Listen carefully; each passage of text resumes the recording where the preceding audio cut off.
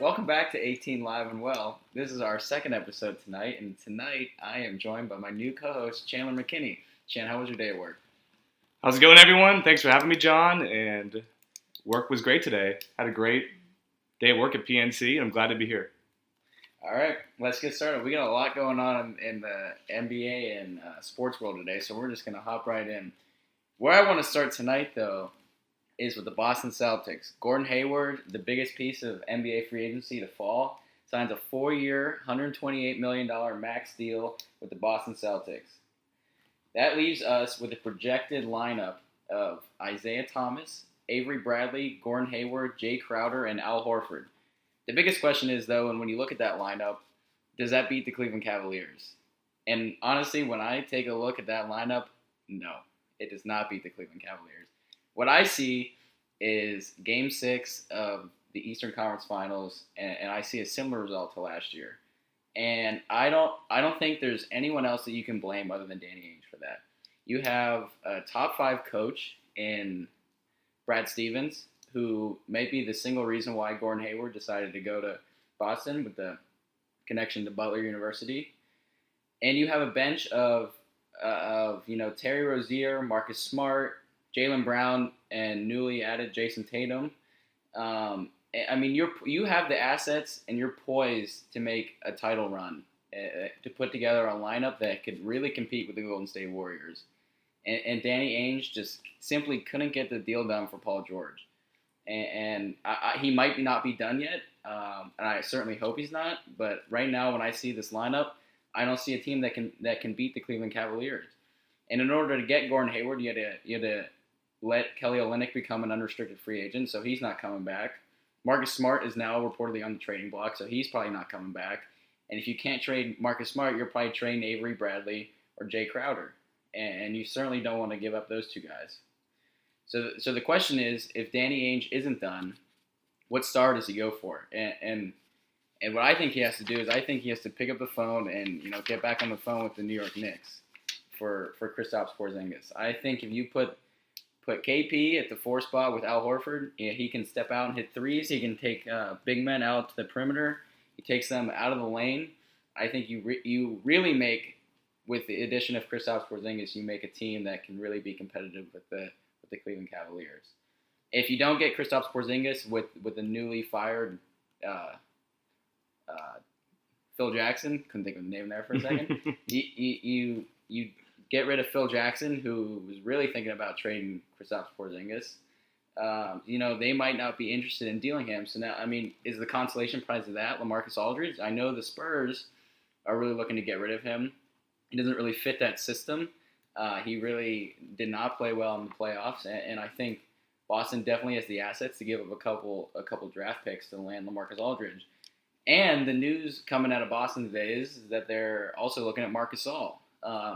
He sort of became the new wave center. He can step out and shoots about a 3.5 a game. He's definitely accepting the way the NBA is going, and I think with Al Horford and Gordon Hayward, he might slide into that 5 spot and move Al Horford up to the 4 spot. And I think you have a pretty formidable lineup. Again, I don't know if that beats the Cleveland Cavaliers. That would be more of a toss-up than one without him. But I don't know. That would be, we would have to wait and see on that one. Now, John, you mentioned last game that fans should be angry at Danny Ainge's move. Fans should be upset that Danny Ainge did not get Paul George. And the reason fans are not angry is because the Celtics are winning right now. The Celtics came in first place in the Eastern Conference last year, and they have 14 draft picks still left with the newly added Gordon Hayward. So why should fans still be angry? Well, if you have this lineup now, you're not advancing past the Eastern Conference Finals. And I think you can say that, you're planning for the future and this and that, but the future might not pan out. You have 16 draft picks, and really a draft pick outside the top 5 turns into a superstar. And the Brooklyn pick and the Lakers pick next year might turn into a superstar. But you have an already made superstar in Paul George, a superstar in the making in Kristaps Porzingis, a superstar under the right setting in LaMarcus Aldridge, and a fading superstar, but yet a pretty good one in Marc Gasol. So I think that if you have 13 or 14 first-round picks in the next 3 years, you could give up 4 of them and still land a decently good player and compete with the Cavaliers. And all it takes is for one Steph Curry injury or one Kevin Durant injury, and you could steal a game in Golden State and be well on your way to a title. So I personally don't see what he's waiting for. But does that answer your question? That answers it, man. All right, and moving on away from the Boston Celtics towards the Utah Jazz, the word yesterday was that the consolation prize for losing Gordon Hayward was that they were going to focus their efforts on Otto Porter. But the latest with Otto Porter is that he signed a 4-year, $106 million offer sheet with the Nets. Now the Wizards have the opportunity to match that and bring him in as basically their highest paid player on a yearly average basis.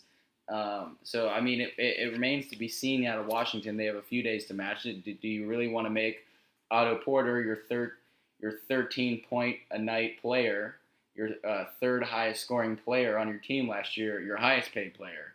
And John Wall and Bradley Beal obviously aren't necessarily getting the job done in Washington. With becoming higher than a 4th overall seed in the East and advancing past the Eastern Conference semifinals. So the question is to be seen is do they match that, or do you let them walk to the Nets and have some financial flexibility in the next few years? Otto Porter also received a 4-year, $100 million contract or offer sheet from the Sacramento Kings, but it seems like he did not want to go that route. He did not sign that offer sheet and ended up signing the one with the Nets. Because of that, the Sacramento Kings went and landed George Hill on a 3-year, $57 million contract and Zach Randolph on a 2-year, $24 million contract. Granted, they are a little older. George Hill hasn't necessarily played a full season in a long time, and Zach Randolph transitioned from being a starting forward every night to a 6-man off the bench for the Grizzlies last year. Seems like the Kings are finally getting a few moves correct now. I think you could say that, but it's still to be seen if they can coexist. They just had some would say the best draft in probably 10 years, getting De'Aaron Fox and trading down to get Justin Jackson, and you still have Willie Cauley-Stein and Buddy Hield and the dude from Greece. And a little tidbit, John, just a little tidbit in there. I actually played against Giannis in New Jersey one game, and that dude is going to be something in the NBA, let me tell you. You're hearing that from resident 6-man from Hampton High School, 6'3" white man off the bench. The Kings have the young talent to maybe put something together. They're out from under the wing of DeMarcus Cousins. You would think that George Hill could probably slide in, at shooting guard if they're going to start De'Aaron Fox, or maybe even start the season at point guard until Fox is ready. He can also run a second unit pretty well. He had a great year with the Jazz. He only played about 60 games. But we'll have to see how he does with Zach Randolph, who he's getting up there in age, but I mean, he still showed that he can play a little bit. But I mean, it does seem like they do have a direction to their team. But you're in a crowded Western Conference. They were fighting for like the 12 seed last year, which isn't very good. In the NBA, the bottom teams of the 76ers and the Lakers are exciting to watch because they've got young talent, and the Cavaliers and the Warriors and the Rockets are exciting because they've got great stars and they're competing for titles. But you don't really want to be in the middle. You wonder if George Hill takes them out of the opportunity to get a high draft pick, which everyone is looking for. It'll be an interesting season. The Kings definitely got a draft correct finally. It seems like they made some good free agent moves, but we'll have to see how they coexist. And also coming from the Western Conference, the Lakers definitely were not looking to re-sign Nick Young. He did not fit in where they were going with Magic Johnson and Luke Walton now. But the breaking news today is that he decided to join the Golden State Warriors on a mid-level exception for around $5 million. It's interesting, though, because the Timberwolves also were pretty interested in him to add some scoring depth coming off the bench, something that they struggled a little bit with last year, finishing out games.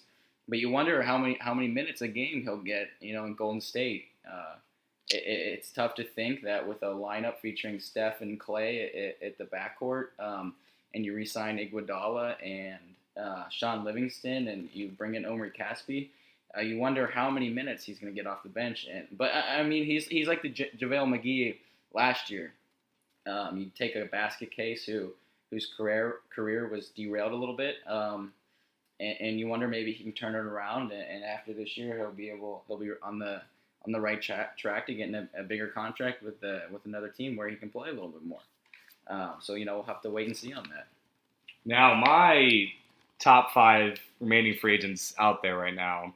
One, you got to start out with Nerlens Noel. 23 years old, a really young player, really raw talent still. Traded from the Philadelphia 76ers to the Dallas Mavericks last year. Averaged about 8.7 points per game and about 5.8 rebounds per game in 16-17.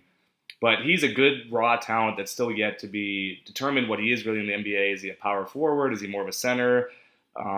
He's a little bit smaller. So just really, I think he's the top prize for most teams left since he's so young and since he can give you a lot more youth in your lineup and give you some more years left to play on a contract. When he stays healthy, he can really anchor that Mavericks center position. They brought in Harrison Barnes and drafted Dennis Smith Jr., and I think we're all pretty excited to see what he can bring to the table in a full season in the Western Conference. Next would be Pau Gasol, 37 years of age, 12.4 points per game, 7.8 rebounds per game. And what he really brings to any team is just experience and just value minutes, either whether starting position or off the bench. He can play either. And his whole career really has been based off of just bouncing from team to team, kind of getting minutes where he can, getting a contract where he can. And even with the Spurs last year, he played very well and led them to a great seed in the Western Conference and then deep in the playoffs too. So with his contract expiring, he's a great asset for any team kind of looking for an experienced big man. And I think the word on the street from Pau Gasol was that he opted out of about $16.2 million. I think he's looking to stay in San Antonio on something a little smaller so that they could bring in another free agent to help him get over the hump that is the Golden State Warriors. So we'll have to see in the coming days or a week or two, what the Spurs will do with that. Next would be Dion Waiters, but we are getting breaking news to. Do we have a breaking news like noise like? Dion Waiters is finalizing a deal with the Miami Heat right now. 25 years of age, 16 points per game last season, 4.3 assists, and 3.3 rebounds per game. So what he brings is, again, a youthful player to any team, mostly the Miami Heat now, who need some youth, who need a good, at least, asset on their team, a good point guard / shooting guard. He can put up points, he can assist, he can rebound. He can do it all, really, for them. And even though he's no Steph Curry or great point guard, he's not one of the first people you think of when you think of best point guards in the league. He's someone out there that'll provide minutes for you, that'll kind of get you over the hump and maybe get you into at least a playoff spot.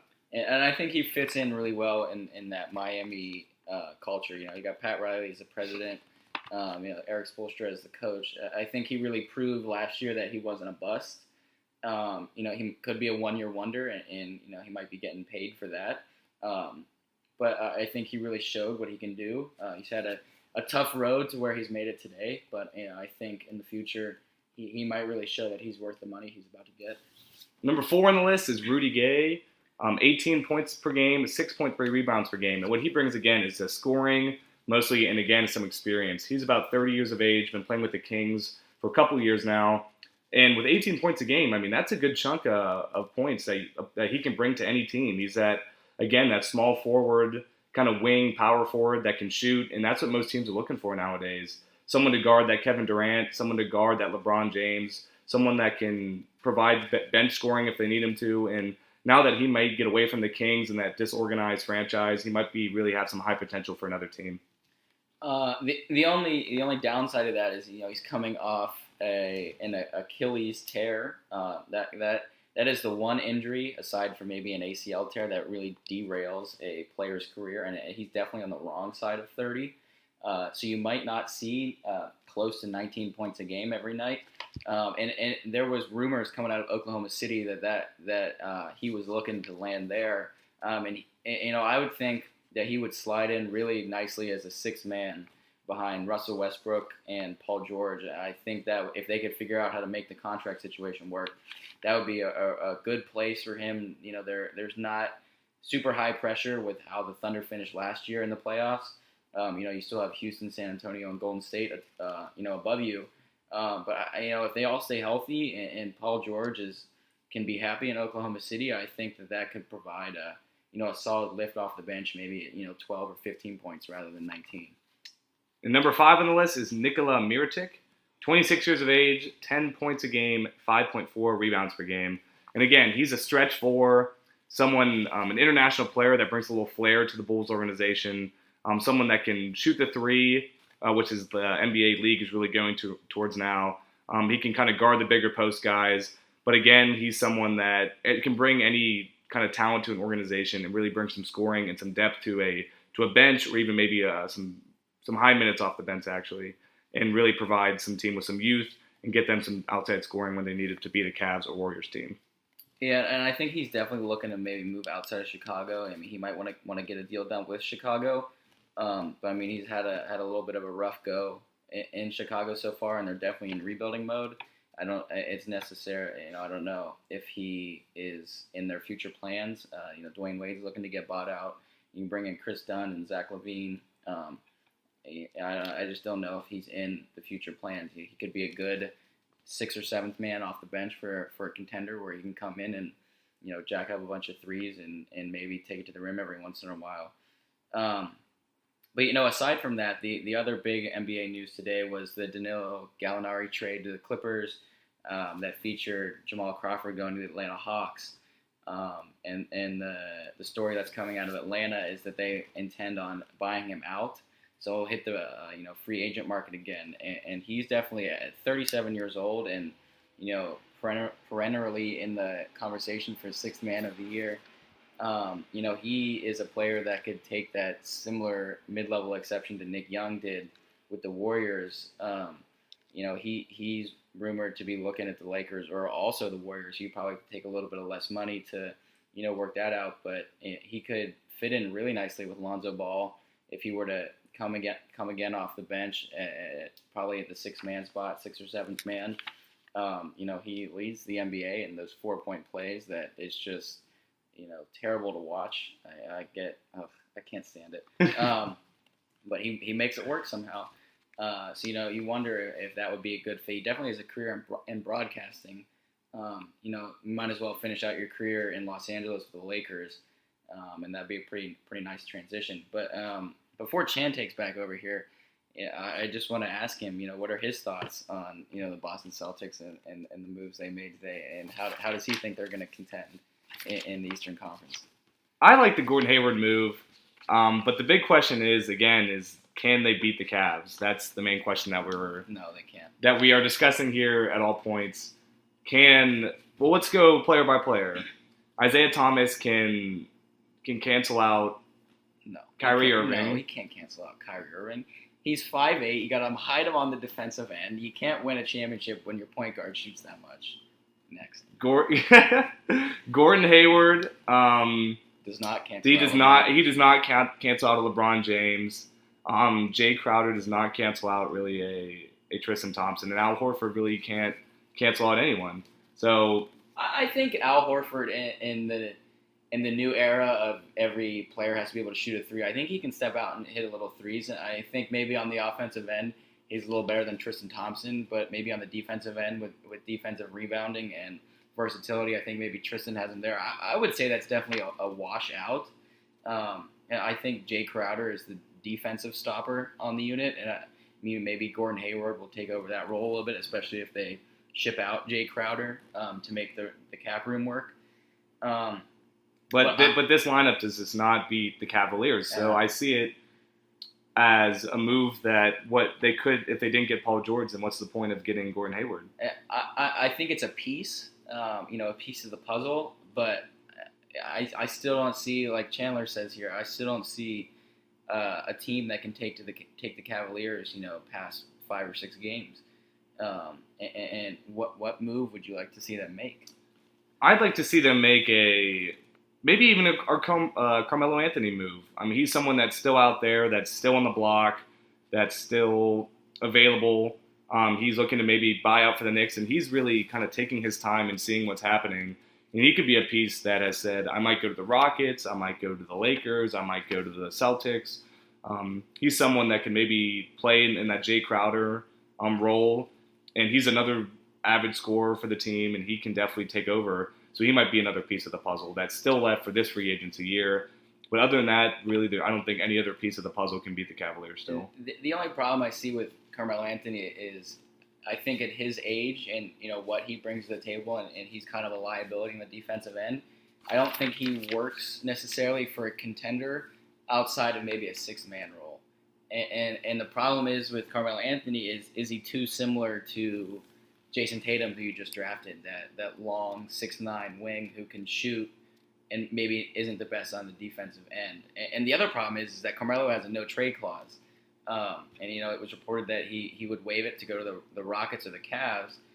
Does he want to waive his no-trade clause and get traded to a team that he doesn't think is going to beat the Cleveland Cavaliers? I mean, he's good buddies with LeBron. Does he want to go to Boston after all these years of losing to LeBron and just lose more? Yeah, I don't know about that. I think that's. I think that we would have to wait and see. I think if he were to get dealt, I think you'd probably see him go to the Rockets. I think the Rockets are looking to move Ryan Anderson, and they just brought in P.J. Tucker, who is like the LeBron stopper when he was in the East. So I would, if he were to leave New York, my bet would be Houston. But I see where you're coming from in Boston. I can see that happening. And then my last little tidbit is, are we pushing the panic button on Derrick Rose's career? Yes, absolutely. Can't shoot. Has had more knee replacements than the Tin Man. I mean, he's going to go to the Clippers, and you got Blake Griffin who can't shoot. You got DeAndre Jordan who can't shoot. And now you're probably going to add Derrick Rose who can't shoot. So I don't know. So we are officially pushing the panic button on Derrick Rose, everybody. I think the panic button was pushed last season. It's been pushed, and it's still being pushed, and it's probably over for Derrick Rose. But on to another. Well, I don't think his career is over. I think he can still bring something to a team, but he's not going to be, He's not going to be the Chicago Bulls, Derrick Rose. I don't think he's going to be a top 2 or top 3 maybe player on a contender. No. I mean, in this new NBA where everyone has to shoot and stay healthy, I don't think you see Derrick Rose as a top 3 player on a contender. Okay. And that'll lead us kind of into what is our next little segment of the NBA Summer League. And I kind of was expressing my thoughts to John about this. I just want to ask you, do you think the NBA Summer League means anything? I think it does. I think it's crucial. I think they do like a little symposium for new players when they come in. And, you get to, they have some seminars from older players or retired players. I'm not sure about that. I know the NFL does that. They have like a rookie conference, I guess you could call it. But I do think they get something out of it in the fact that they get to play against other rookies. And, not necessarily just the top rookies of the draft, the rookies who are scrapping to, make the 12th spot on a bottom Eastern Conference team, or they're playing over in Slovenia, which I don't think anybody wants to do. So, I think it does add some value, but I could also see why, you might not think it does. Yeah, people only really care about the regular season and playoffs, and regrettably only really the playoffs now. There's probably less and less viewership for the regular season. Playoffs are what people want to view. They want to view a great playoffs of a James Harden, Russell Westbrook matchup, or a LeBron versus Steph kind of matchup now. And you even got players like Jaylen Brown, who is a 6-man or possible starter for the Celtics, playing in this NBA Summer League. I feel like it doesn't make any sense. Well, I go back to that because I think when you come out of college, the NBA is so different than the college level. So like I said, you're playing against rookies, but you're also playing against the people aside from rookies who are also trying to make rosters and also not trying to get shipped over to Slovenia. So when Jaylen, I heard the women are pretty cute over there. I don't know about that, but I'll take your word for it. But you have Jaylen Brown averaging 29 points in a summer league. I think it also gives him a little taste of what he's gonna see in the main league. But I think it also gives him the opportunity to play against other people who might. Some people say that during the NBA regular season, LeBron takes a night off. Well, I can pretty much guarantee you that people are probably not taking a night off in the summer league because they're scrapping to get that contract to make a roster.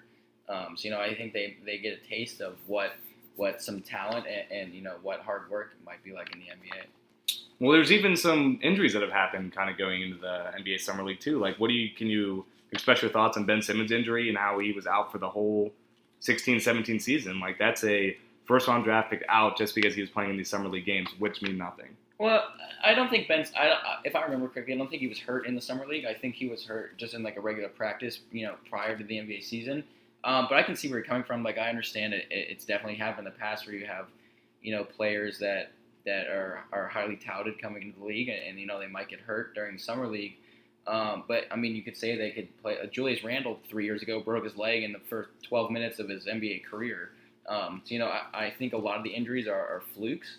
And the Ben Simmons injury definitely was a fluke. I know he's a big man, and lower extremities on a big man definitely get hurt a little easier. But a Jones fracture is kind of a fluke in how it happens, and it's just a tough recovery process.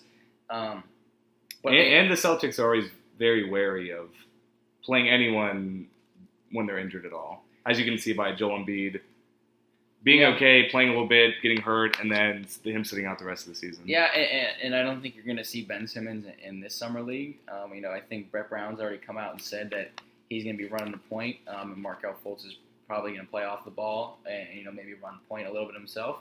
But I don't see any need for Ben Simmons to play in the summer league. Yeah, I mean, he definitely needs to stay healthy. And I mean, this might even play a little bit into what Chan's saying. But I think the summer league's good. I think it gives rookies an opportunity to come in and get a little taste of it.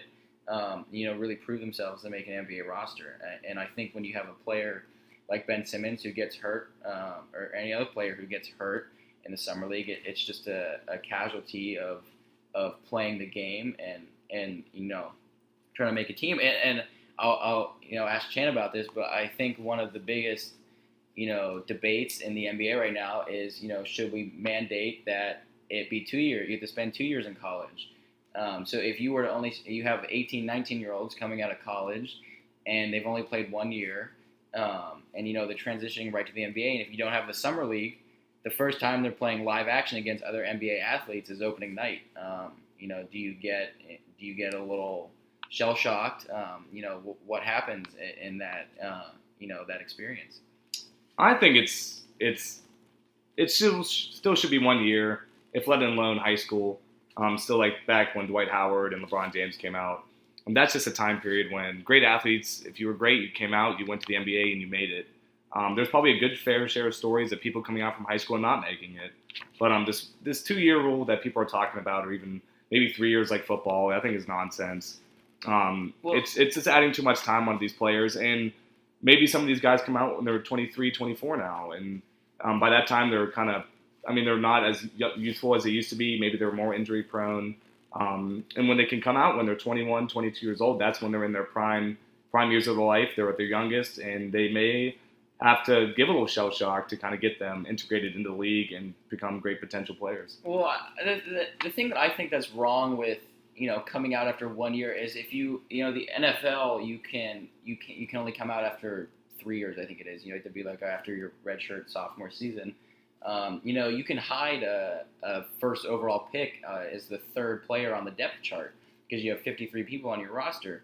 But if I'm Jaylen Brown last year is the third overall pick. There's only 12 people on a starting roster in the NBA. So, and pretty much now in the NBA, every player on your starting roster, or not necessarily in your starting lineup, but in your game day roster, has to be able to contribute in some way. And if I've only played 1 year in college and I'm immature like D'Angelo Russell, and I'm just simply a bust like Anthony Bennett a couple years ago, there's necessarily nowhere to hide them on your roster. So I don't see the harm in staying 2 years, and if you have a great year in your freshman year of college, then prove it again in your second year. Instead of being 18 or 19, you're now 19 or 20. You get 1 more year of experience, and I think it really gives scouts and a league of that's mostly made up of men another opportunity to evaluate someone to see if they're going to fit in their team. I agree, man. That's completely what I would say, but I still think that 1 year is enough for these players. They want to come out. They want to make some money. They want to provide for their families. They want to showcase what they can in a real live NBA, and I think that's constitute what Kentucky does every year. They bring in great talent every year. These players stay 1 year. They do great things. They come out, and most of them do well in the NBA, as we can see by Bam Adebayo scoring 29 points, 11 rebounds in a summer league game too. So he's a man amongst boys out there too. So I mean, the other thing you think about is, I go to the University of Pittsburgh and you see Jamel Artis doesn't get drafted and signs a partially guaranteed contract with the New York Knicks, and he's averaging 9 points a game in the summer league. I mean, he went to 4 years of college, and he probably had 6 different pairs of shoes. And, he probably went to class 1 day a week. I mean, what's so bad about that? I mean, you get all this free gear. You're playing in front of, at the Pete. Granted, this past year wasn't that great. But, I mean, you're playing in front of a great crowd, a great student section. You got people chanting your name. You're a celebrity on campus. And you got all this gear, and you don't have to necessarily go to class or do well in class. And then you go to the NBA. So, I mean, I don't see the harm in staying a second year. And you look at these players in Kentucky, Rupp Arena is probably packed with 20,000 fans for every game, screaming your name, and blue outs and white outs. And, you got to deal with Nike or Jordan, whoever their shoe, deal is with. And you get all these sneakers and you get all this gear, and you don't have to go to class. And I mean, that sounds pretty good to me. Before, I know you want to make, millions of dollars, but I mean, college is the time to, everyone's screaming your name and everyone knows you in a confined environment. I mean, I don't see what's so bad with that. Well, would you rather have a player that's young, 18 or 19, that stays 1 year and has the potential to be great, or a player that has to work 4 years to get to where that one player is? Well, I'm not necessarily saying 4 years, but if I'm Jason Tatum coming out of Duke, I mean, you're in North Carolina. Everyone knows you on campus. You're 6'9", and you can shoot a three like lights out. You stick out like a sore thumb on campus. It is so terrible if I know I'm going to be that great to stay an extra year and party it up and make all this money for your school and have thousands of fans every night at Coach K court, screaming your name. If I know I'm going to be great at the next level, and then get even better for a year, and then maybe instead of riding the pine for your first year in the NBA, you're starting for the Celtics. If they were to be up there with that draft pick again, I don't see what's so bad about that. Well, I think the summer league is just a good way to keep the NBA relevant when there is no NBA. I mean, right now, what do we have to look forward to other than just MLB baseball games, which I love my Buccos, but other than training camp for NFL starting up in a couple weeks, really there's not much happening other than the Big Three league. That's another thing to get into. That is a success. Another big league three from Ice Cube. I mean, there's no NBA games going on, so you get to see this raw talent, get to watch NBA Summer League games. Maybe you don't know who some of the people are, but maybe you find a gem or two in there, and you can get to see them progress at the next level. You must be in that 1%, Sham, if you can afford NBA TV to be able to watch the Summer League. Some of us aren't as fortunate, so quit rubbing it in our faces. But I have to agree. The Summer League is good, and it does have its drawbacks, but I think it definitely adds a ruffle to the league that the NFL doesn't have a D League, and granted now the G League probably isn't that great, and players don't really want to be in the G League playing in God knows where, Texas and Tulsa, Oklahoma, but in Grand Rapids, Michigan. But I definitely think it adds a good wrinkle to the league. And I would be sad to see it go. And I think rookies coming in would be sad to see it go. You get the chance to come. You're not in college anymore, so Jason Tatum's probably going to be playing against Josh Jackson, and it's not an intense environment like when you're playing in. There actually was a Celtics-Sixers game. Who do you think won? I think I know, but and I think it was the Sixers. Oh no, it was the Celtics because Jason Tatum hit the game-winning shot, and that's what you got to love about it. Am I right? He hit the game-winning shot, and he blocked Markelle Fultz's last shot with 3 seconds left. Right. So I mean, did Duke play Washington? Because Washington didn't make the tourney. You're out in the Pac-12 versus the ACC. They didn't play, so you come in. You're 2 weeks from the draft. You get to see that act. Well, I'm not fortunate enough to be able to watch it. But, that's something that you like to see before you get to a real intense atmosphere, with NBA regular season games. All right, well, we're going to take this into some more NFL talk right now. I said we have a little snake draft. on what divisions in the AFC we're going to take, and then kind of give you some more insight into what we're going to talk about. Kind of go through each team and give a little tidbit about each team, and then at the end we're going to give our AFC playoff predictions and who we think is going to make it.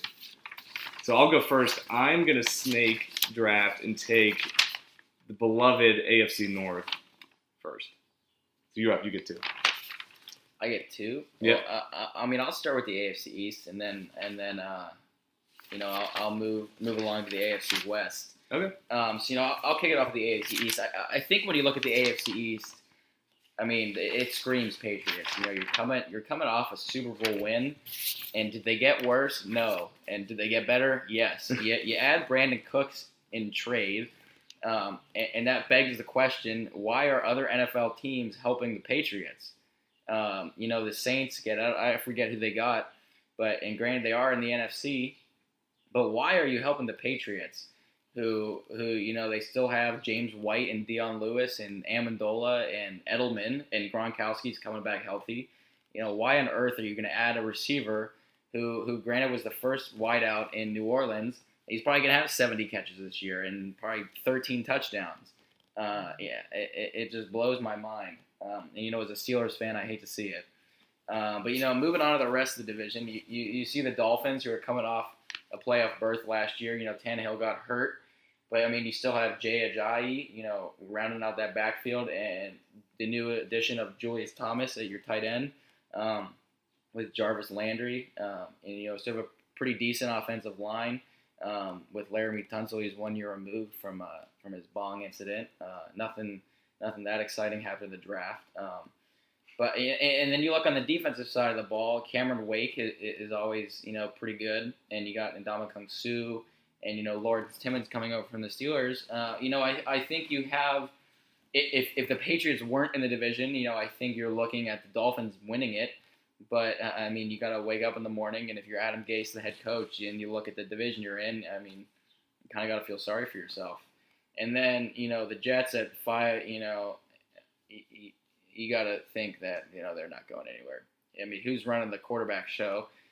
You got Christian Hackenberg, who I think completed less than 45% of his passes in the preseason last year. Bryce Petty, who got hurt. He ran the air raid system at Baylor. And you bring in Josh McCown, who's going to be the newest dinosaur. He's so old. And I think you're really looking at the team. They ask every year if Alabama were to play an NFL team, who could they beat? And I don't think it's the Browns anymore. I think it's the Jets.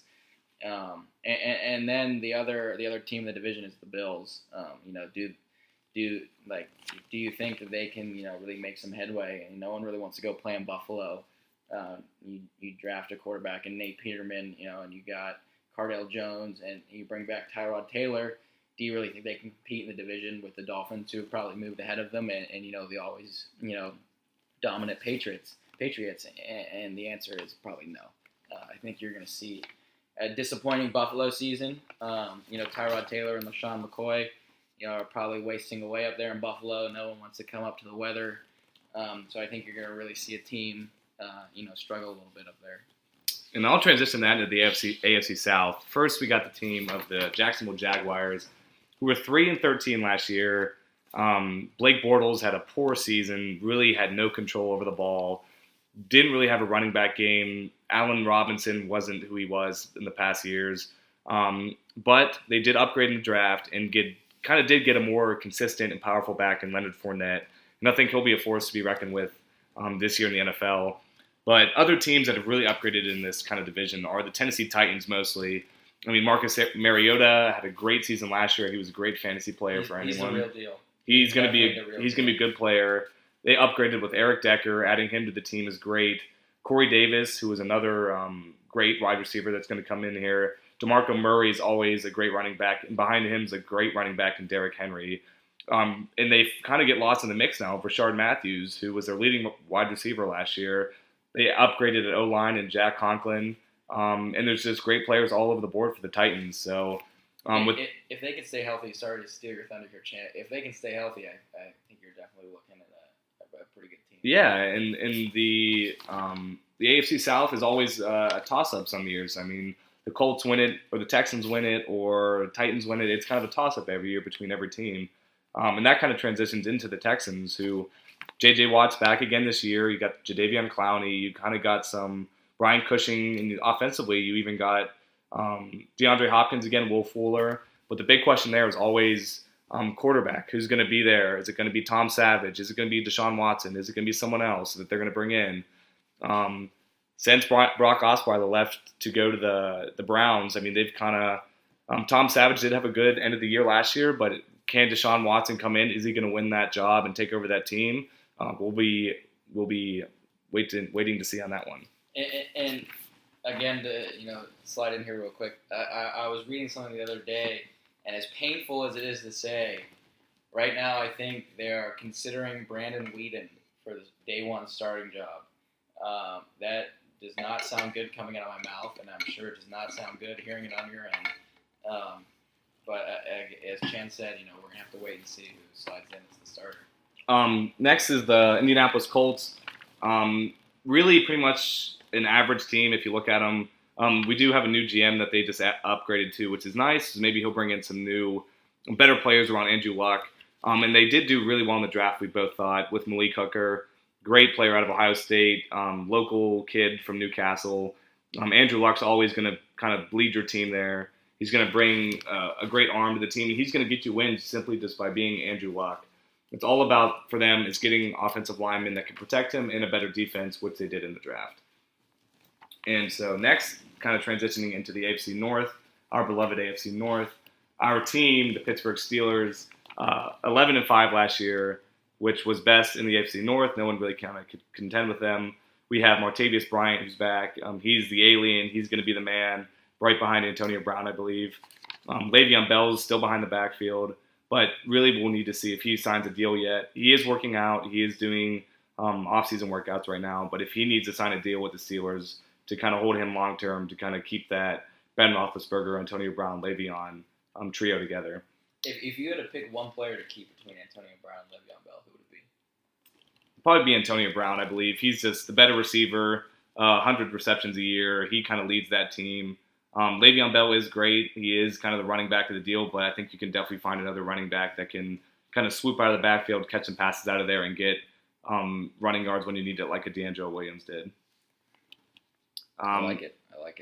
Top offensive line, I mean, every year maybe one player gets hurt for a couple games, but normally they are pretty consistent on the offensive line deal. And then they upgraded with a T.J. Watt and Cam Hayward, Artie Burns, Bud Dupree, Ryan Shazier, Sean Davis. Like, that's a pretty formidable lineup. It'll just be foreseen if the cornerbacks and strong safeties can really kind of put it all together. Yeah, if they can all put it all together, if they can stay consistent, that'll be a great team to kind of head into the playoffs with. Next is the Cincinnati Bengals.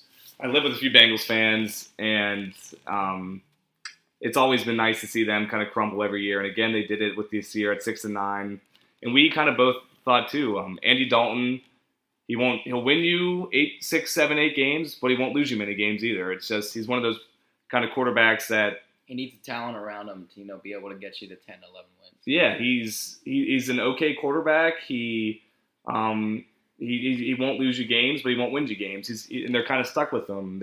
He's good enough to be there, but he's kind of not good enough to win many games too. But they did upgrade with a really speedy kind of wide receiver slot player in John Ross. They got another running back, which they did have Jeremy Hill and Giovanni Bernard, but they also got Joe Mixon.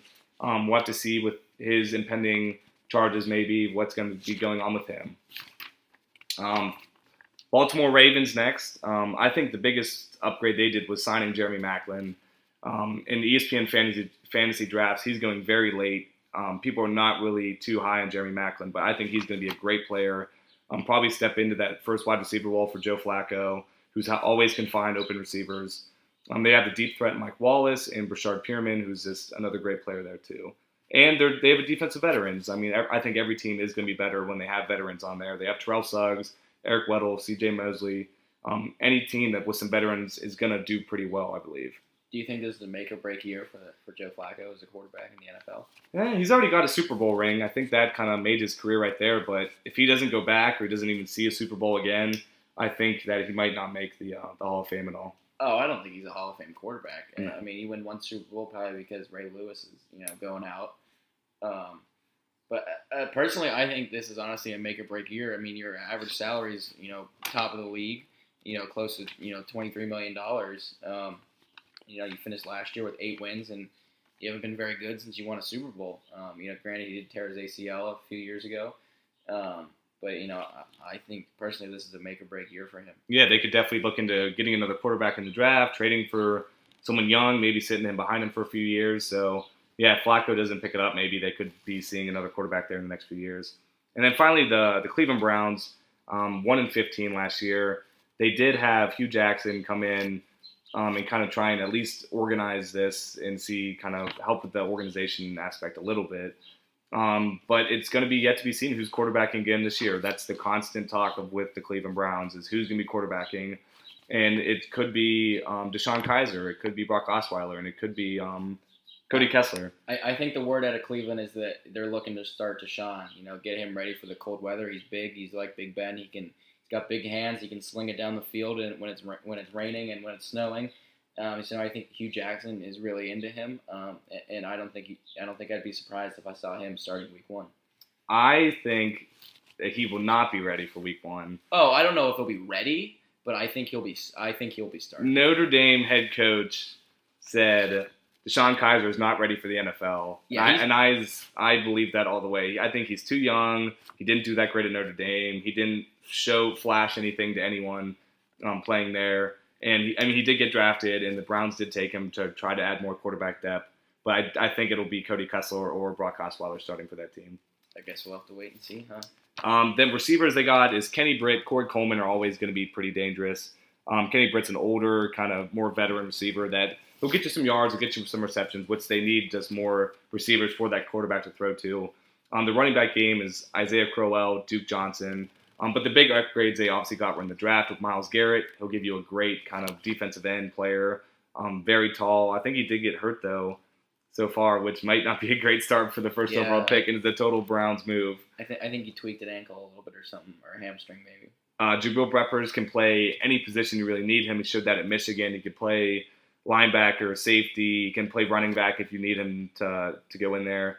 And then Joe Hayden is definitely going to be a corner that can shut down some receivers. But again, I see this division being led by the Steelers, maybe by the Ravens, Bengals, and Browns falling at the end. They're going to need a few years to kind of collect what they have, draft more better players, and then hopefully that organization can pick it up.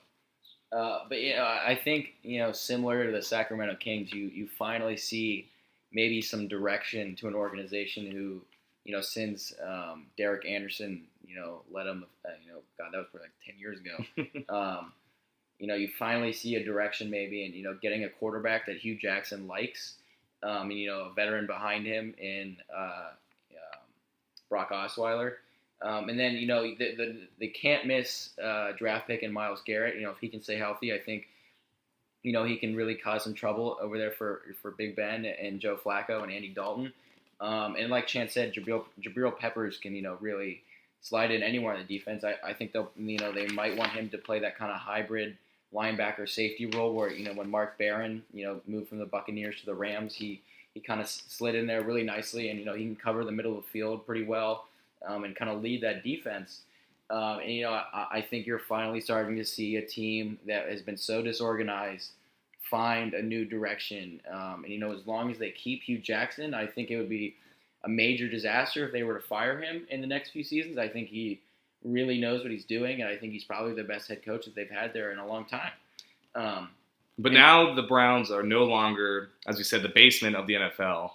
They're no longer, as I think people say, oh, the Browns always at the bottom, they're the worst team. And would say we're last year, 1-15. But as we've kind of mentioned before, the Jets are probably going to be at the very bottom. They let go of Brandon Marshall. They let go of some of their best players. So I think they're going to be one of the worst teams. And the San Francisco 49ers. Yes, Jim Harbaugh? Yeah, Jim. I mean, he left. Or that was Jim. Yeah, he can't get. So he's out of there now. But they definitely have a kind of new direction too with that team. But I think you'll see the Browns maybe pick it up with maybe 3 or 4 wins this year, and then the Jets and 49ers will kind of stick at the bottom there. Yeah, and I mean, you go from the Browns and Jets, especially rounding out the bottoms of the North and the East. And then you move over to the AFC West, and I think you have to look at this division, and I definitely see the best division in the NFL. The Chargers last year finished at 5-11. We have Phillip Rivers, who was probably hungry to finish out his career on a good note. And you draft Mike Evans, tall, rangy, 6'4" receiver, and go up and get the ball. And I think that's what Phillip Rivers has been looking for, to pair with Antonio Gates. And if Keenan Allen can stay healthy, I think you got a pretty good 1-2-3 punch, covering the outside and the middle of the field. Melvin Gordon has shown some flashes in the past that he can be that every down back that can, run and catch a little bit. And you bring in Russell Okung, who can, really lock down your offensive line. And you're coming off, Defensive Rookie of the Year with Joey Bosa. And I think last year they finished, the bottom of the division. And they very well could do that again. But I think you're looking at a team who can really give, the top of the division some trouble. And then you move to the Denver Broncos, who finished last year 9-7. And you have Emmanuel Sanders and Demaryius Thomas on the outside. That's one of the best wide receiver combos in the league when you have a good quarterback who can throw it to him. And then that brings us to the question is, do you start, Trevor Siemian or Paxton Lynch? And for me, I'll ask Chan's, opinion here in a second, but for me, I think Trevor Siemian showed me enough last year to get the nod week one. And when Paxton Lynch started, I think he showed that he can be good in the future, but he's still raw. And I think Trevor Siemian definitely earned the opportunity to start week one. But, we'll have to wait and see. Chan, what do you think about that? Yeah, Trevor definitely is probably going to get the nod in week one for me. He's just someone that showed flashes last year. He led that team to 9-7, which they still made the playoffs just because of their defense. But it's going to be, I think any quarterback, if Paxton Lynch does maybe get a midseason, maybe they're not playing that well, and Paxton Lynch can kind of step in there, maybe help them out. I think any team could win 8 games with that defense helping them out. All they need is someone to throw the ball to their best receivers. I think Siemian or Lynch could get it, but I think Trevor will probably step in there and get the week one nod. And if Trevor can come in, from week one and complete, 59% of his passes up and not turn the ball over at a really high clip, you got the great receivers in Sanders and Thomas. But the biggest sticking point is the defense that's, going to be ranked probably in the top 3 with Von Miller. He's finally gotten paid. And if Aqib Talib could, stay out of trouble, and you got Shane Ray, who's, coming off his rookie year, who's pretty good. And you just got a great secondary, and you just have an overall great defense who's not going to lose you the game. So if you can put Trevor Siemian in there or Paxton Lynch, we'll have to see with the quarterback competition during training camp. But if you put Trevor Siemian in there, and he doesn't turn the ball over, he did a pretty good job of not doing that last year. If he can, throw for maybe 150, 200 yards a game and not turn the ball over, and if they can figure out the running game, I think you have a pretty good team who can, challenge for the top of that division and for a playoff spot. But then when you look at the other 2 teams, the Chiefs and the Raiders, who both finished last year at 12-4, you talk about quarterbacks who aren't going to lose you a game, and the first person that comes to mind is Alex Smith. He is that. He's going to complete 60% of his passes. He's not going to turn the ball over, at a great amount. And Tyreek Hill really emerged last year as one of the best wideouts in the league. We'll have to see if he can duplicate that. But like the rest of the division, you have a top defense, led by, Justin Houston, who was a sack leader a few years ago. Eric Berry got paid too. And Marcus Peters just about every year leads the league in interceptions.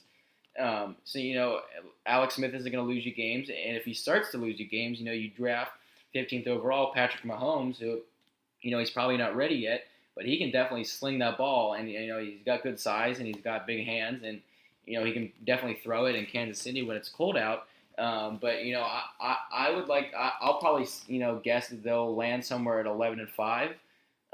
Depending on how the rest of the division pans out, if they can stay healthy and if that defense plays well. Kansas City at Arrowhead Stadium, that's one of the toughest stadiums to play in.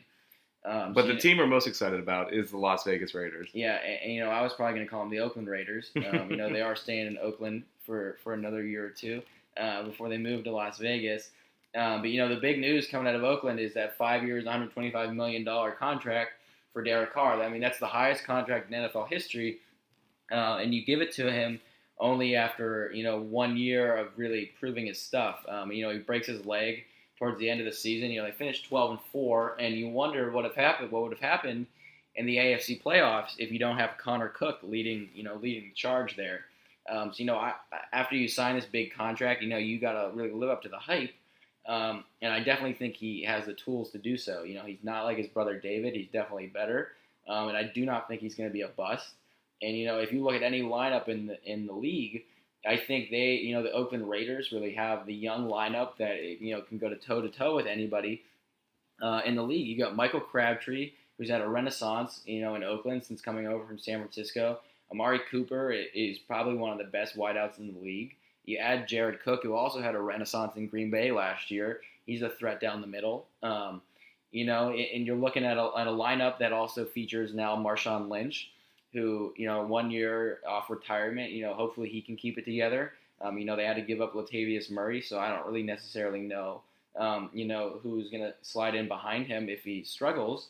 But if you look at this lineup on paper, it's definitely one that, could win 12 games again, or, could challenge the Patriots, at 14 wins. And again, like the rest of the AFC West, you have a defense that, Khalil Mack is one of the best outside pass rushers in the league. And, Bruce Irvin, Khalil Mack really opens up a lot of avenues for Bruce Irvin to get to the quarterback. And then, Carl Joseph back there at strong safety, he's not going to, really cost you a game defensively. They have other good players. They're young. They're fast. They're probably excited about moving to Vegas.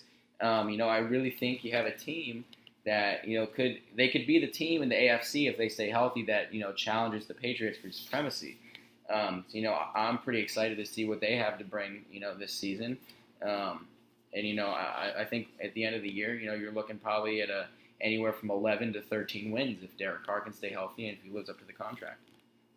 Next, we're going to kind of transition into kind of our AFC playoff predictions. We're going to wrap up there.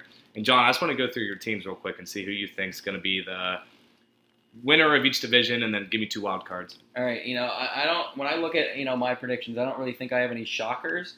Obviously out of the East, you have the Patriots. The Bills, the Jets, and the Dolphins. Aren't really going to give them any struggles unless Tom Brady, nearing 40, really declines. But I think it could happen. But I don't think it will this season. Maybe next season you'll see him slip up a little bit. So I think coming out of the East, no question it's the Patriots. Coming out of the North, I'm a little biased, but I don't really see enough, progress made by the Bengals to improve on, 7 wins. So I think, again, you're going to see the Steelers coming out. Ben, has to play a full 16-game season, and if Le'Veon Bell can stay out of trouble, Brown's going to be, pretty consistent for you. So I don't really think you can see someone really challenge the Steelers in the North.